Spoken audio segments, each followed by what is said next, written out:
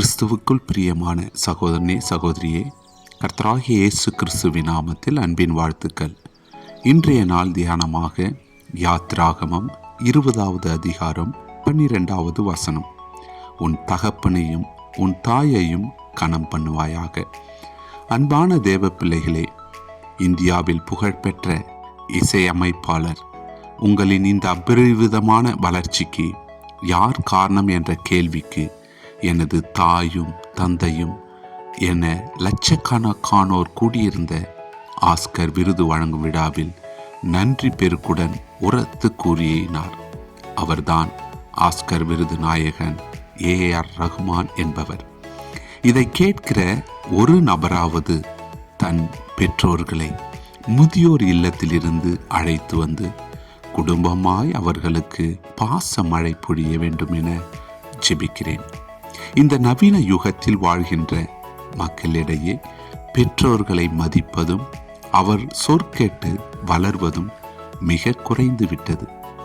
அன்னையும் பிதாவும் முன்னறி தெய்வம் என்று ஒரு பழமொழி உண்டு. பண்டிகை நாட்களில், பிறந்த நாட்களில் பெற்றோர்களின் கால்களில் விழுந்து ஆசி பெற்ற காலம் எல்லாம் மலையேறி போய்விட்டது. அன்பான தேவ பிள்ளைகளே, பெற்றோர்களை மதிக்க வேண்டும் என்கிற இந்த விஷயத்தை குறித்து வேதாகமம் இவ்வாறாக கூறுகிறது. உன் தகப்பனையும் உன் தாயையும் கனம் பண்ணுவாயாக. உனக்கு நன்மை உண்டாயிருப்பதற்கும் பூமியிலே உன் வாழ்நாள் நீடித்திருப்பதற்கும் உன் தகப்பனையும் தாயையும் கனம் பண்ணுவாயாக என்று வேதம் கூறுகிறது. ஒரு மனிதனுடைய வாழ்க்கையில் தீர்க்காயுசோடும் ஆசீர்வாதத்தோடும் வாழ்வதற்கு அவன் தன் தகப்பனையும் தாயையும் மதித்து நடக்க வேண்டும்.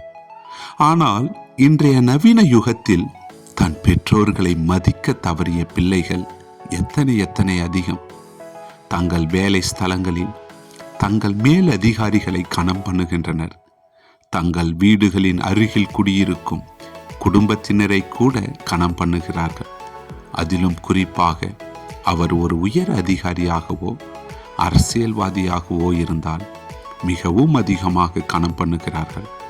ஆனால் தன்னை பெற்றெடுத்து ஆளாக்கி தன் இரத்தத்தை பாலாக ஊட்டிய தாயையும் தன் உழைப்பை இரத்தமாக ஊற்றிய தகப்பனையும் மதிக்க தவறிய பிள்ளைகள் இந்த தேசத்தில் மலிந்து கிடக்கிறார்கள்.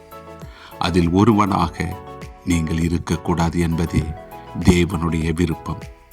வேதாகமும் மிகவும் அழகாக ஒரு மகன் தன் பெற்றோரிடத்தில் எப்படி ஜீவிக்க வேண்டும் என்று எடுத்துரைக்கிறது. உன்னை பெற்ற தகப்பனுக்கு செவிகொடு. உன் தாய் வயது சென்றவளாகும் போது அவளை அசட்டை பண்ணாதே என்று வேதம் நமக்கு கற்பிக்கிறது. இன்றைக்கு இப்படி ஜீவிக்கிற பிள்ளைகள் எத்தனை பேர்? நம்முடைய பாட்டன் முப்பாட்டன் காலத்தில் இல்லாத ஒரு புதிய பழக்கம் இன்றைய காலங்களில் கொடிகட்டி பறக்கிறது. அது என்னவென்றால் முதியோர் இல்லம். இந்த முதியோர் இல்லத்திலே தங்கள் தகப்பனையும் தாயையும் கொண்டு போய் சேர்த்துவிட்ட பிள்ளைகள் ஏராளம். நாங்கள் இருவரும் வேலைக்கு செல்கிறோம், ஆகவே அங்கே கொண்டு போய் பத்திரமாய் இருக்கும்படி சேர்த்து விடுகிறோம் என்கின்றனர். தன் மகனை பார்க்க மாட்டோமா, தன் பேர பிள்ளைகளை பார்க்க மாட்டோமா என்கிற ஏக்க பெருமூச்சோடு கலங்கின கண்ணீர்களோடு வாழும் பெற்றோர்கள் எத்தனை. இவர்கள் முதியோர் இல்லத்தில் கொடுக்கும் பணத்திலே ஒரு வேலைக்காரியை அல்லது ஒரு வேலைக்காரனை சம்பளத்துக்கு அமர்த்தி வைத்து அவர்களை பராமரிக்கலாமே. இவர்களால் இயலாத காரணம் இவர்கள் நெஞ்சங்கள் கல்லாகிவிட்டன. இவர்களை குறித்து வேதம் இப்படியாக கூறுகிறது. தன் தகப்பனை கொள்ளையடித்து தன் தாயை துரத்தி விடுகிறவன் இலச்சையையும் அவமானத்தையும் உண்டாக்குகிற மகன் என்று. இப்படிப்பட்டவர்களுடைய பெற்றோர்களுடைய சொத்து வேண்டும், ஆனால் பெற்றோர் வேண்டாம். இப்படி வாழ்கிறவர்களுக்கு வேதம் ஒரு எச்சரிக்கையும் விடுகிறது. மனுஷன் எதை விதைக்கிறானோ அதையே அறுப்பான்.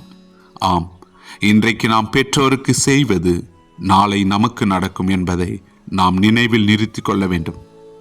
ஆகவே நாம் பெற்றோர்களை மதிக்க கற்றுக்கொள்வோம். அப்பா சாப்பிட்டீர்களா, அம்மா சாப்பிட்டீர்களா என்றாவது ஒரு வார்த்தை கேட்க மாட்டானா என்று பிள்ளை ஏங்குகிற பெற்றோர் எத்தனை? அவர்களோடு பேசுவோம். செல்போனிலும் கம்ப்யூட்டரிலும் முகநூலிலும் வாட்ஸ்அப்பிலும் தொலைக்காட்சியிலும் நேரத்தை செலவிடுகிற மக்களே, உங்களை பெற்றெடுத்த தகப்பனோடு தாயோடு நேரத்தை செலவிடுகிறீர்களா என்று சற்றே யோசித்து பாருங்கள். தங்கள் பெற்றோர்களை முதியோர் இல்லத்தில் விட்டிருக்கிறவர்களே, உங்களுக்கு ஒரு முதியோர் இல்லத்தை இறைவன் கட்டி கொண்டிருக்கிறார் என்பதை மறவாதே. தங்கள் தகப்பனை பரியாசம் பண்ணி தாயின் கட்டளைகளை அசட்டை பண்ணுகிற கண்ணை நதியின் காகங்கள் பிடுங்கும், கழுகின் குஞ்சுகள் தின்னும் என்று வேதம் எச்சரிக்கிறது. இந்த வார்த்தையை கேட்கிற நம் ஒவ்வொருவரும் சிந்திப்போம். நம் தகப்பனையும் தாயையும் கனம் பண்ணி தேவன் அருளும் ஆசியை பெற்றுக்கொள்ள கர்த்தர் அழைக்கிறார். இதை கேட்கிற ஒரு நபராவது தன் பெற்றோர்களை முதியோர் இல்லத்திலிருந்து அழைத்து வந்து குடும்பமாய் அவர்களுக்கு பாசமழை பொழிய வேண்டும் என ஜெபிக்கிறேன், பிரார்த்திக்கிறேன்.